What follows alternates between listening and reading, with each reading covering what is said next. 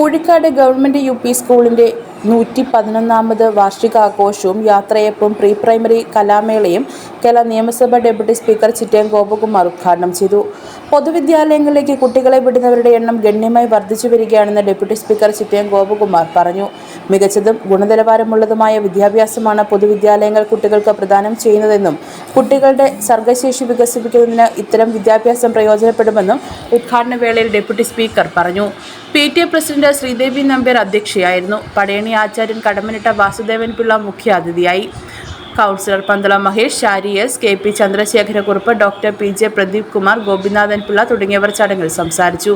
33 വർഷത്തെ സർവീസിന് ശേഷം സർവീസിൽ നിന്ന് വിരമിച്ച പ്രധാന അധ്യാപിക വിജയലക്ഷ്മി ടീച്ചർക്കുള്ള ഉപഹാരം ഡെപ്യൂട്ടി സ്പീക്കർ ചടങ്ങിൽ സമ്മാനിച്ചു. News bureau, Pathanamthitta.